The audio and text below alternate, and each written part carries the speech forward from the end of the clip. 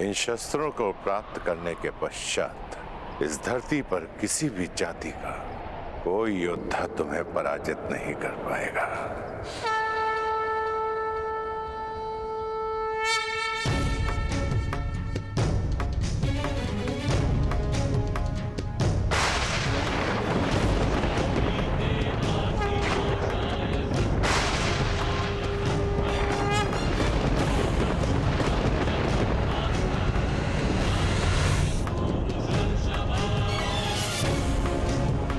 ब्रह्मास्त्र अब ये तुम्हारे शरीर में विद्वान है राधे। ब्रह्मास्त्र के पश्चात ब्रह्मदेव ने एक और महाशस्त्र का निर्माण किया जो ब्रह्मास्त्र से 4 गुना शक्तिशाली है। ब्रह्मशिर अस्त्र।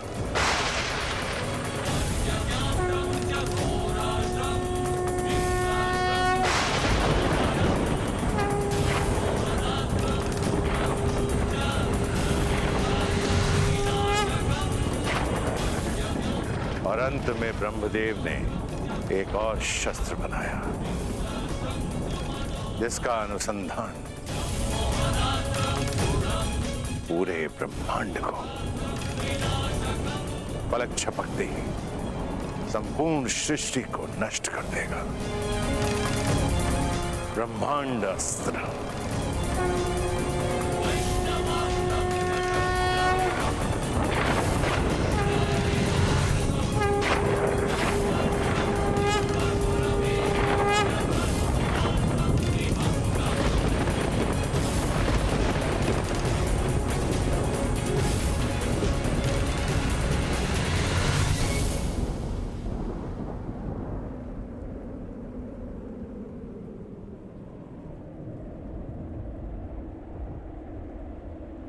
गुरुदेव,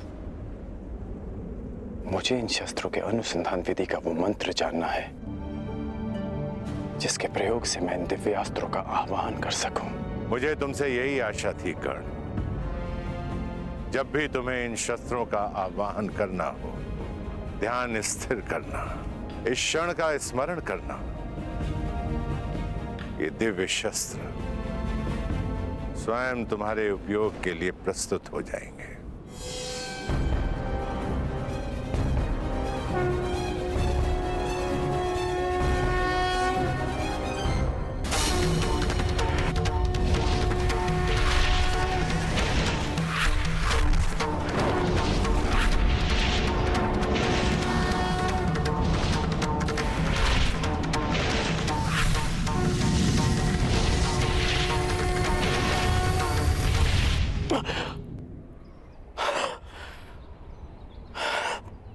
कर्ण, शिक्षा प्रारंभ से पहले तुमने बताया था कि तुम महर्षि भृगु के वंशावली में से हो।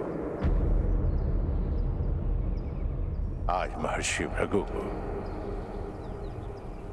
तुम पर गर्व होगा।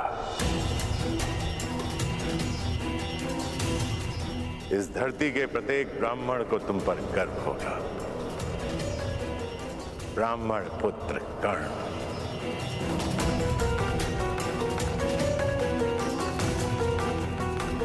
और तुम्हारे इस गुरु को सदैव गर्व रहेगा कि उसे दीक्षा के लिए तुम्हारे जैसा ब्राह्मण पुत्र मिला।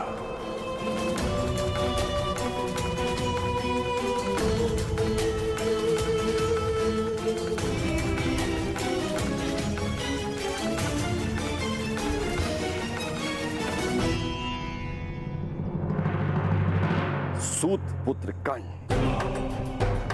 ब्राह्मण पुत्र बनकर दिव्यास्त्र का ज्ञान ले रहा है। मूर्ख, तुमने इंद्र के मान और अभिमान पर प्रहार किया है जो उसके लिए सब कुछ था। अब इंद्र तुम्हारे दिव्यास्त्र के ज्ञान पर प्रहार करेगा जो तुम्हारे लिए सब कुछ है। पर इंद्र सीधा प्रहार क्यों करेगा? यदि वेमना सिंह का मुखौटा पहनकर स्वयं सिंह की गोद में बैठ जाए तो उसका आखेट नहीं करते केवल उस मेमने का मुखौटा हटा देना चाहिए तो उसका आखेट स्वयं सिंह ही कर देगा। स्मरण रहे कर्ण, सबसे बड़ा अभिशाप वही होता है जो वरदान स्वयं के लिए शाप बन जाए।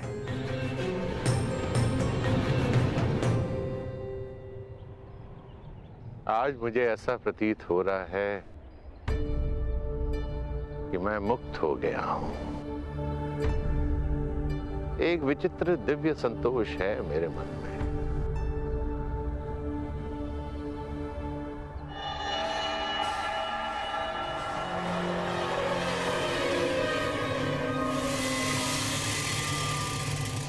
मेरा मन ऐसे जलता था जैसे तप मरुस्थल, और यह ताप शीतल तब हुआ जब मुझे श्री राम के दर्शन हुए और उसके सैकड़ों वर्षों के बाद मेरे शिष्य गंगा पुत्र भीष्म के चक्रवात ने उसे फिर से जगा दिया। कर्ण, स्वयं से युद्ध करके कभी कोई विजयी हुआ है? अंततः पितामह भीष्म को भी आशीर्वाद देना पड़ा और अनुभव हुआ कि आक्रोश उस शक्ति के कारण जो मुझ में है, और मैंने शपथ लिया कि अब मैं शस्त्र कभी नहीं उठाऊंगा। मैंने अपने सारे अस्त्र और शस्त्र अपने शिष्य द्रोणों को भेंट कर दिए, किंतु फिर भी थोड़ा आक्रोश भीतर रह गया।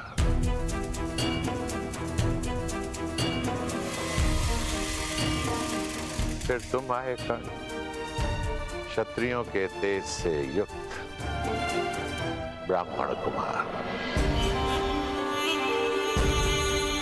संसार में यदि तुम्हारी तुलना किसी से की जा सकती है तो वो स्वयं परशुराम से की जा सकती है।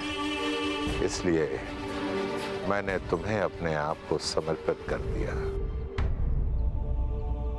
और आज तुम्हें अपने सभी दिव्यास्त्र प्रदान करके मन बहुत हल्का हो गया। चिरायु भव ब्राह्मण कुमार, तुम मेरा नाम तीनों लोकों में अमर करोगे।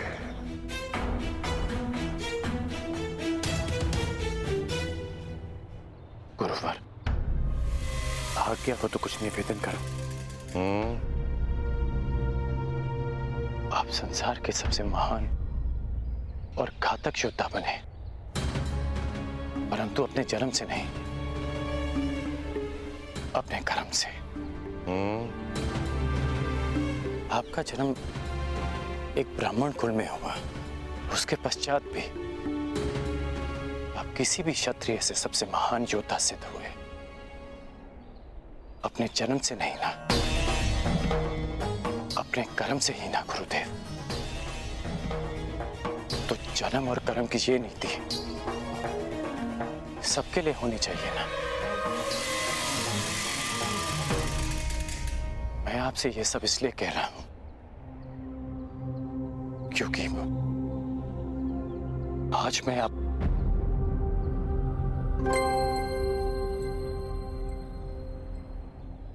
गुरुवर,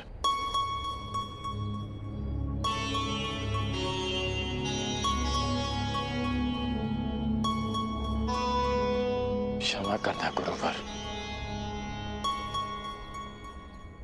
अपने राधे को क्षमा करना।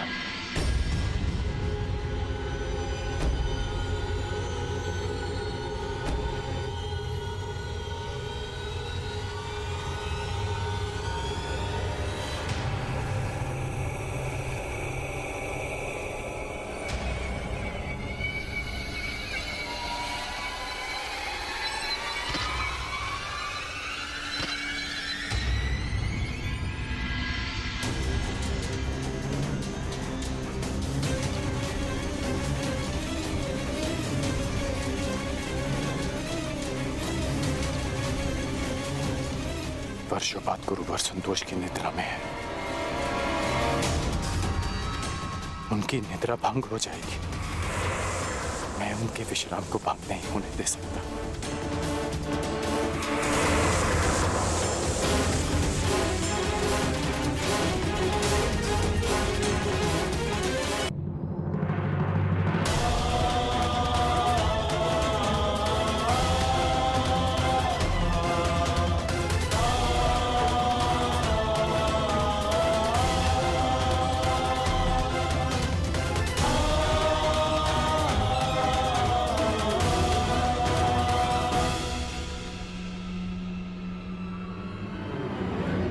ये रक्त कहां से रिस रहा है?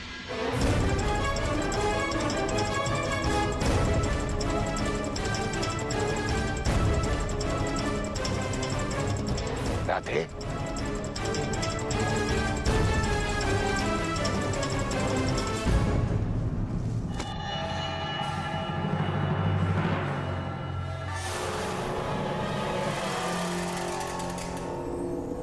इतने डंक साइड तुमने?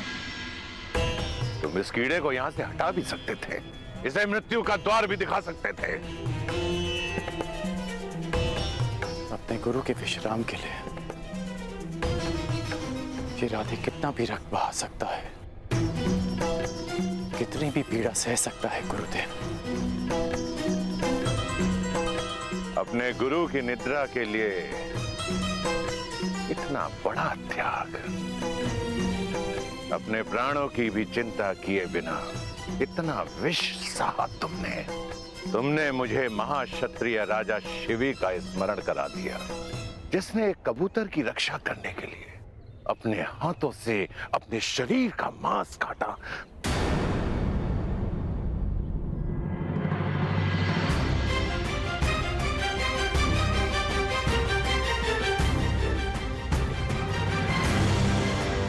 क्षत्रिय?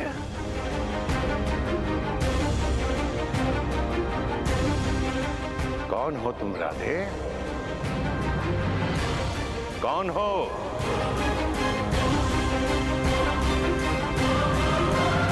मैं राधे, आपका शिष्य कर्ण। ये मेरे प्रश्न का उत्तर नहीं है कर्ण। मनुष्य अपने कर्म से बल और सिद्धि अर्जित करता है, परंतु जन्म और कुल से संचित संस्कार और गुण उसका साथ नहीं छोड़ते हैं। अपने गुरु की निद्रा के लिए इतनी असहाय पीड़ा सही तुमने? नहीं कर्ण, नहीं।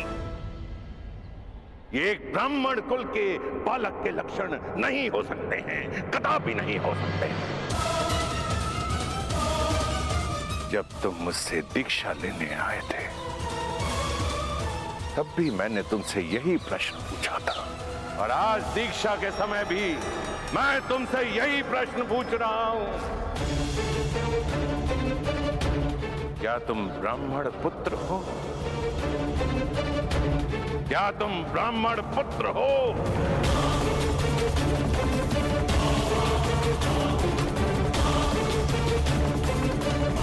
नहीं गुरुदेव,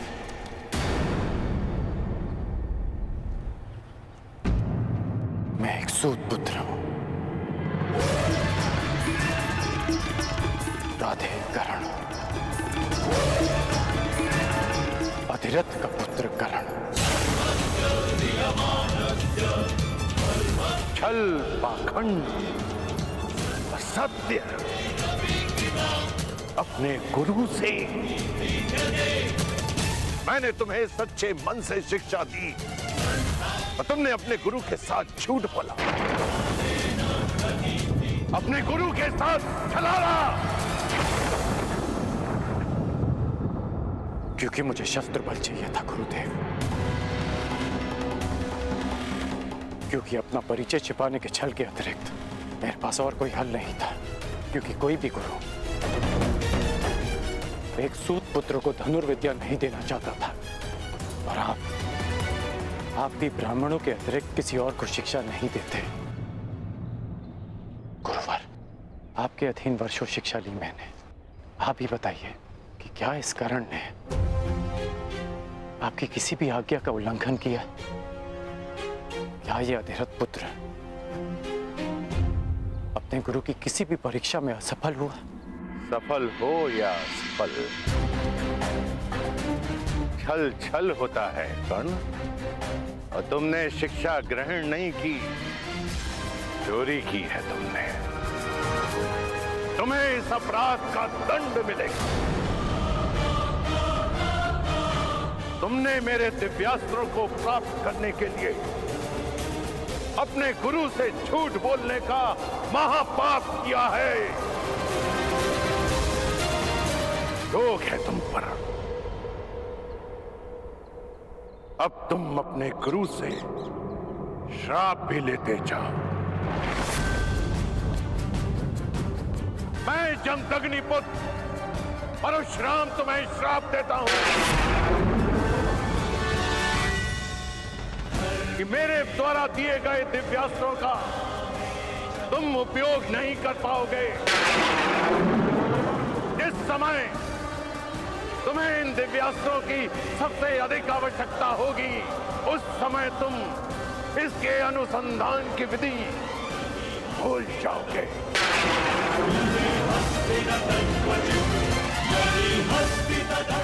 मेरे द्वारा दिए गए दिव्यास्त्रों का आवाहन नहीं कर पाओगे। ये मेरा श्राप है।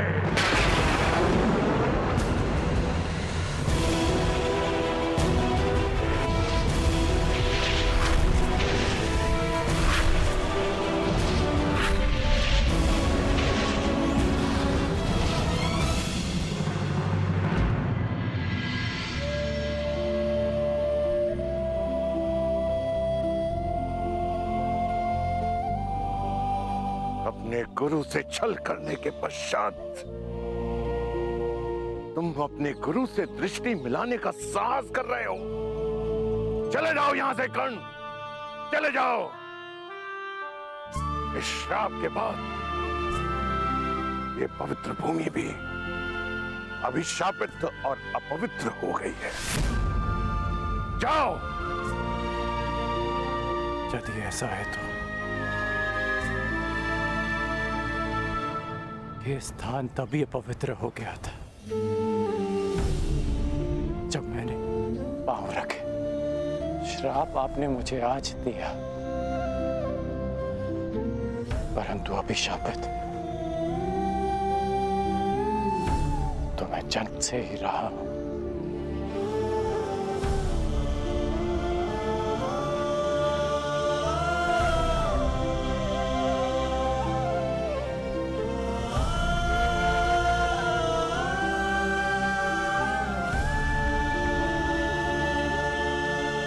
मुझे कोई खेद नहीं कि मेरा जन्म एक सूतकुल में हुआ है।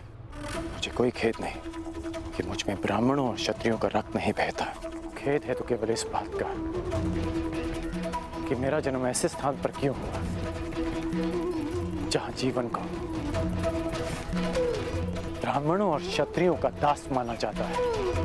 शास्त्रों में लिखा है कि मनुष्य की महानता और सफलता उसके गुण, उसकी मेधा से मापी जाती है। फिर क्यों किसी के जीवन पर उसके जन्म, जाति और कुल की छाप लगा दी जाती है गुरुदेव?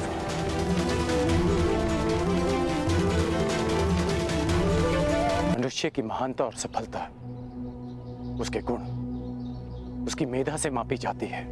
फिर क्यों किसी के जीवन पर उसके जन्म, जाति और कुल की छाप लगा दी जाती है गुरुदेव? जब विश्वामित्र राजकुल में जन्म लेकर ब्रह्म ऋषि बन सकते हैं, जब आचार्य द्रोण ब्राह्मण कुल के होकर क्षत्रियों को ललकार सकते हैं, जब मेरे महान गुरु परशुराम एक ब्राह्मण होकर शस्त्र धारण कर सकते हैं, तो फिर इस सूत पुत्र के साथ अन्याय क्यों गुरुदेव? क्यों ऐसा होता है कि यदि एक सूत पुत्र वेद की ऋचा सुन ले तो उसके मुख में पिघला सीसा भर दिया जाता है? क्यों किसी शूद्र को शिक्षा के अधिकार से वंचित रखा जाता है? क्यों मेरे भाई शोण को मार दिया गया था, क्योंकि उसने वेद पाठ करने का दुस्साहस किया। क्यों एक क्षत्रिय की उदंडता को उसका साहस माना जाता है और एक सूत की वीरता को उसका दुस्साहस? क्यों गुरुदेव, क्यों क्यों क्यों क्यों क्यों? जिन ब्रह्मदेव के दिव्यास्त्र आपने मुझे सौंपे, उन्होंने सृष्टि की रचना में क्या कोई भेदभाव किया? जन्म से लेके अभी शरण में आने तक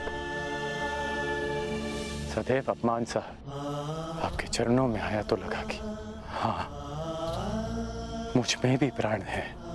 आपकी छत्रो छाया से वंचित नहीं होना चाहता था गुरुदेव। ये कारण सम्मान से जीवन जीने का अधिकार चाहता था। इसलिए जीवन में पहली बार असत्य कहा, परंतु आपके प्रति मेरी श्रद्धा, मेरी शिक्षा के प्रति मेरी निष्ठा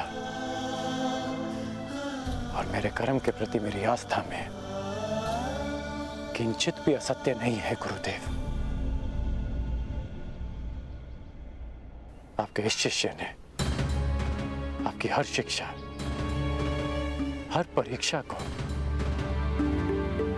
ईश्वर का प्रसाद मानकर ग्रहण किया और आज ये राधे सगर्व आपका श्राप भी स्वीकार करता है। किंतु इतना निवेदन अवश्य करूंगा कि मेरा सूत पुत्र होना